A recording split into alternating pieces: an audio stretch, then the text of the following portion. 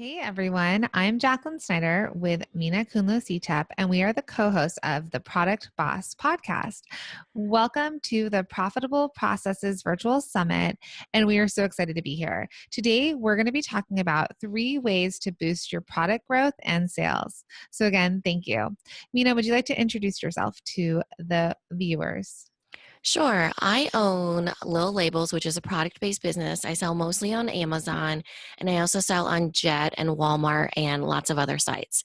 And then I have a side business with Jacqueline called The Product Boss. Jacqueline, did you And want to introduce yourself? Yeah, absolutely. So I am the owner and founder of Designer Consulting Co-op.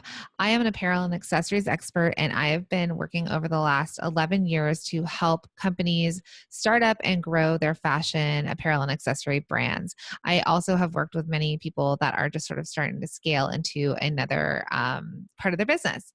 I also owned a company called Cuffs Couture. So I've been in the product-based side, and I sold to 60 retailers worldwide and also sold on several of the platforms we are going to talk about today. So again, thank you. Yeah, and for the Product Boss, together we have masterminds and we have a podcast, and that's how we kind of bring together all the product bosses that are out there that sell physical products and kind of help them in this big sea of service based advice. So that's kind of our goal.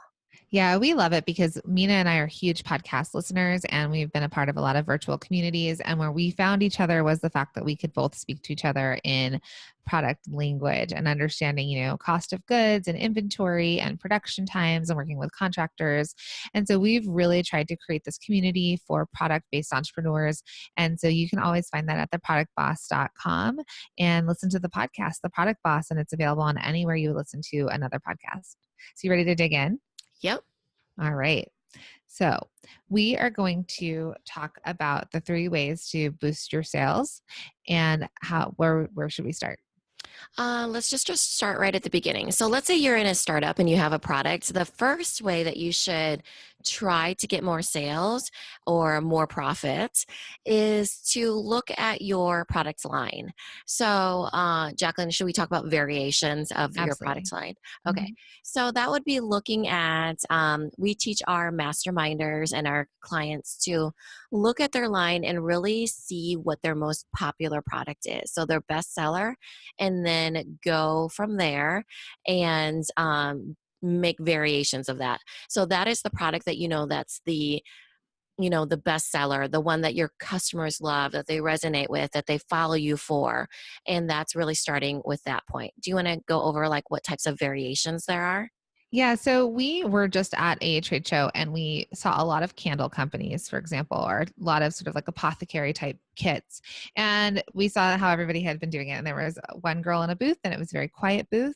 And then there was another girl in a booth and she was just selling to everyone. She said like Anthropologie came by. She was going to sell these huge retailers.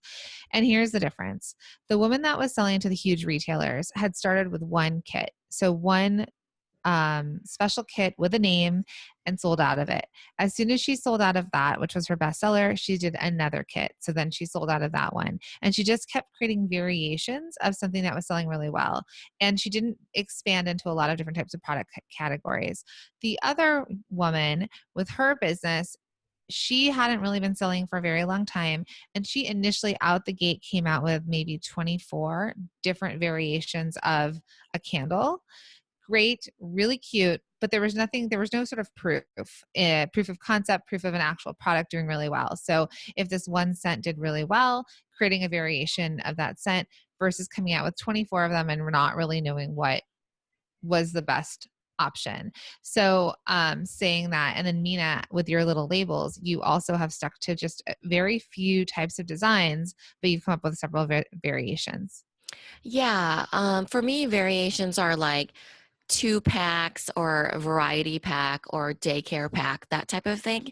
And then I'm able to know what really sells. Like my number one seller is Animal Friends baby bottle labels. And then I have that in a daycare pack. I have that in a mega pack. I have that in a school pack. I know it doesn't sound fancy and fun and glamorous to have all these, variations of this one thing, but you already know that it sells. So you're pulling from the data that you are gathering from those initial sales, and you know that people love it and they're willing to put their money where their mouth is how the saying is. And so you just build on that. So the candle company really could, she knows what 1 cent is, and then she could actually have made it into a kit, or she could have made a sister one where it's like the Christmas version of it, or the maybe it's marshmallow, but the next one is s'mores because it has a chocolatey smell to it. I don't know, I'm just, obviously I'm not a candle maker. So you're able to really know what sells, and then you sell a ton of those things, and then that way you're not spread so thin and having to remove a lot of inventory that isn't selling, and investing in a lot that you aren't sure is going to do well. Yeah. And so some things, in apparel, maybe you're not able to do a pack of, most of the time people buy an individual shirt versus a 3 pack of shirts. And if you do that, it usually has a different, Not you buy like 5 packs of leggings. on Amazon, yes. Or if I find a shirt I love, I'll buy multiples, but that's how I buy. But exactly what you're saying. So if you could turn something smaller versions, you have like the regular candle you're burning, and maybe there's a travel candle, and maybe there's a lip balm, or whatever the products you're doing, but the variation should come from your best sellers first, not the variations for all of your items. So if you started out with 24 candles, but you see that 3 scents are doing really well, that's where your variation should be.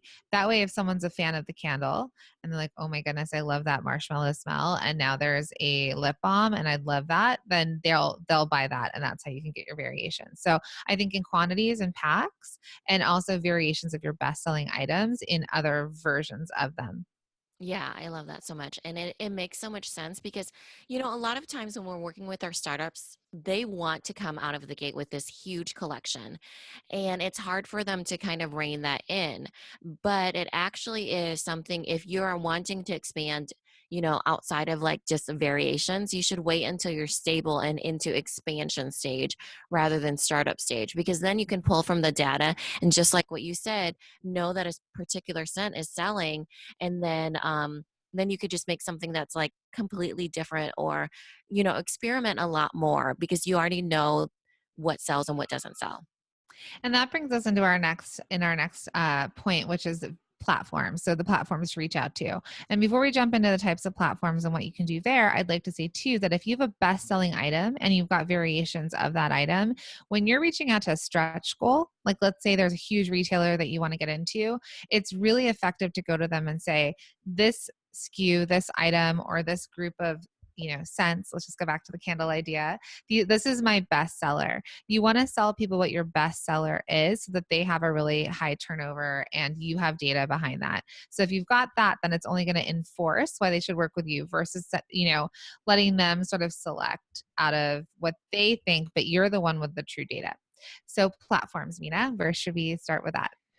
So the thing with platforms is that a lot of times people will have their own website, but there's no traffic. It's so hard to find traffic, right? I forget what you say, but it's like you're in this sea of I no. say it's a star in the universe. So you're looking at the sky and you're trying to point out that one star, but how are they going to define your star from another? Right. So we usually say to start on platforms that have existing traffic. So this is why people can become really successful in doing just Etsy, or doing Groupon or Zulily, or for myself, it's Amazon. Amazon brings in a huge amount of traffic for me. And then once you do well on that one platform, then you start moving to another platform. You can try out more platforms than one as you're starting out, but just you're doing with the intention of seeing where your product best sells. So that could be that you're aligning with that particular audience, or that you are tapping into something that the traffic really likes your product. And sometimes it's not what you think. Like, if you're selling on Jane, which is a flash deal site, they have mostly moms, and you may think that your product will sell really well, but then it doesn't because people wanted to get it to receive it faster, let's say. So just testing things out and then knowing what platform works for you. And then the secondary part of the plan is to have them go to your website. So you're pushing to your website from those initial platforms. And so, speaking of flash sale sites, not everyone's as familiar with them. Oftentimes, Zulily, a lot of people know about because it tends to go towards moms and kids. There's, for fashion, there's things like Hot Look and Gilt Group. There's tons of sites. I mean, there's even sites like Wayfair or Overstock.com. Those aren't the flash deal, but there are other types of sites where you'll see ads right now where Overstock's like, we're more than just Overstock. Like we buy, they're letting people know they actually buy into product. So to know so when you're picking these platforms, and like Minna said, sometimes people don't want to discount their items. So let's say a Jane.com, a Zulily, you're often offering a significant discount to them. It's a 3-day flash sale. It's kind of like a sample sale. Buy it now, get it 50% off of retail, and you'll get it.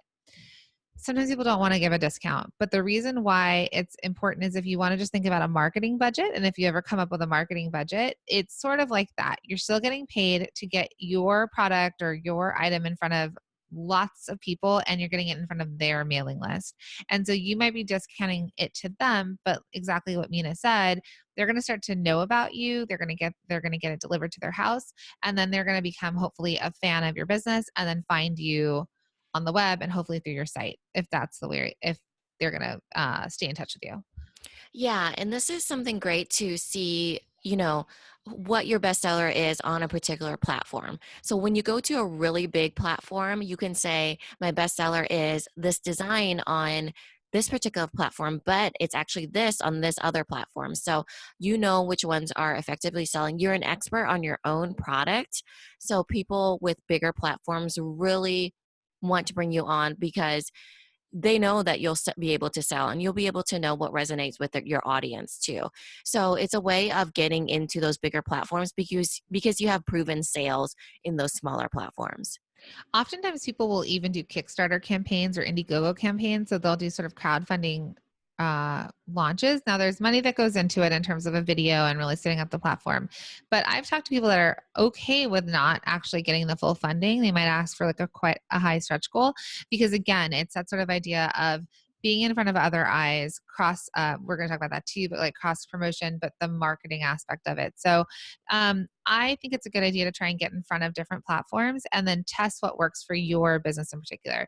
So I have a client right now, her best performer is Zulily. She sells kids clothes, Zulily. Then she has Amazon sellers. So she's not selling directly on Amazon. She has people selling her product on Amazon, and then it drops down to her boutique business. So she's got 3 tiers and she knows where to focus it. And funny enough, some of the discount stuff at the top is what's moving her business forward.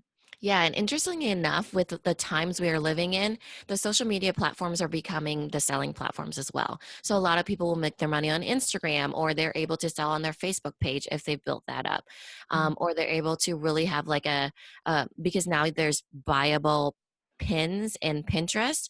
So even those, if you even testing that out and seeing if they convert, you can make that into your own platform as well. Yeah, and so you can sell on Instagram, but you also have to ask yourself about your ideal customer avatar, so who you're selling to and where they're hanging out.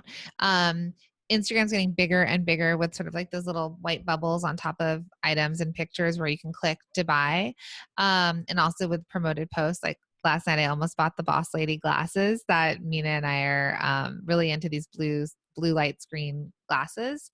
Um, but not everyone's on Instagram. So if your customer base is still on Facebook, it's there. If your person is usually searching Pinterest for ideas, it might be there. You can test one at a time. It's overwhelming. So give yourself time on each platform to see what works for your business. Yeah. So that moves us into the last one that we wanted to bring up, and that is cross promotion. So this is in the service based world what we call an upsell. So a lot of times it's like the upsell or the cross promotion to other products. So this could be a downsell as well. So for me, let's say I have a baby bottle label, and then I cross promote to my clothing label because it is a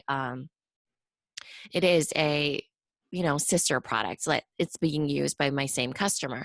Or I can say, hey, we actually have this other design, would you like that instead or in addition? Or since you're buying 2 here, would you like to buy a 6-pack of these? So it's really increasing your average sale and making it happen in that time when they're just going to buy and they're ready to click. So there's lots of software out there, especially with Shopify, that you can have a built-in upsell, and it's super easy and they can say yes or no. You'll see that sometimes if you sign up for like an e-course or something where they'll do this. But then also for, $9.99, add on this part. And then for $7.99, and meanwhile, you've now spent hundreds of dollars more than you were hoping to spend. So you'll also see that on Amazon, for example, on the Amazon platform where it says customers usually buy this plus this for X amount of dollars, and you can get the whole sort of package. So knowing what works for the client. So when I had Cuffs Couture, I did headbands and cuffs, and I had little groupings of them as well. So, that's the variations in a way, but this is also like, here's your kit. It's simplifying for them. Yeah, and this is a really effective way to send out an email to your customer base too. So a lot of times you'll see, I get this all the time with that leggings one that Kate Hudson does. I can't remember what her box is, but she's always like, Athletics. yeah, Fabletics. And she'll be like, I picked out these leggings for you. And I click on it every time. I'm like, Kate Hudson picked out some leggings for me. You're like, thanks, Kate. And so it's, she's promoting what she thinks that I should buy because I've already bought a certain thing. This is especially effective in your busy season because those people are already buying. So you're not trying to get them to buy in so my busy month is August. So I try to get people to buy more in those busy months and cross promoting my products in those times because people are looking for my type of product and not so much in February when they're not thinking about it. So I just don't have that pressure on myself to be constantly busy. I'm just trying to increase my average sale while I'm busy because I know that it's easier to sell. And speaking of that too, in terms of cross promoting or cross promotion, if you just want to think about that in itself, it's also finding people who align with your brand. So potentially that you can find some brand reps, or you can find, bloggers, people that you can cross promote with, and then you can actually you can also do this in terms of what audiences that you're getting in front of through people that align with your brand. So it's sort of layering and adding to the products. It's getting out in front of them when they should be. We were talking about this yesterday. You're not going to sell Christmas ornaments typically, in February because people are over Christmas at that point. And how are you pushing them then? And so Minna had brought up a point, for example, Christmas in July. It's this new thing. So at some point you could try and sell ornaments in July with some sort of push. Again, we're not sure if people are actually buying ornaments in July for Christmas, but just, getting in front of more people. All of this is about adding to your products. So more units, more variations of bestsellers, more platforms that you're on that align, that get in front of new audiences, and also that cross promotion. So again, getting in front of other people's audiences and viewers, and also for your products, like aligning multiple products together. So for example, I've actually purchased the little labels kit on Amazon that has um, the labels for your baby bottles and the labels for your clothes. And I had added on like a fabric marker because Amazon said, you want to add this on as well. And so I got everything that I needed. Yeah, and it's really simple. I mean, you can get so overwhelmed when you come out with, let's say, 24. She actually had 24 of tins and 24 of hand poured in the glass. And so you're so overwhelmed and you can't receive the data properly because there's so much confusion. So instead of trying to, build 24 different items, 24 times 2, I guess it would be, you're only focusing on certain things that you know that you're testing in that time period. And it makes it so much easier and makes it so much more fun too. Entrepreneurialism is really hard. And with a product based business, you even have that extra element of the struggle of inventory. And so, service based people, they don't have that boxes on boxes on boxes in their house, infringing on their own space, their kids trying to climb boxes and whatnot. So, it's a lot harder. The risk is a lot greater. And this is just 3 ways that you can boost your sales and really add to your bottom line in very simple ways at any stage of your business. We want you to keep it simple, our friends. Like, just keep it simple. So there, you usually want to do everything all at once. Work slowly, because I like to say it's like a snowball. It's small and it'll roll bigger and bigger and bigger. We don't want you to overwhelm yourself. We don't want you to spend all of your money on a ton of product. All of your time trying to get on every platform or on like every social media site. Do it well and keep it simple, and you'll see it grow over time. So, we have created a special download for you all. It is our flash deal site toolkit. On there, you can see a bunch of the flash deal sites that potentially your product might fit well on, and it's a toolkit for you. So head on over to www.theproductboss.com/PPVS for Profitable Process Virtual Summit. And hopefully that'll give you guys some tools. Yep, and you can look for us on all those on theproductboss.com and then also on our podcast. So thanks, everybody. Thanks, Jacqueline. Thank you.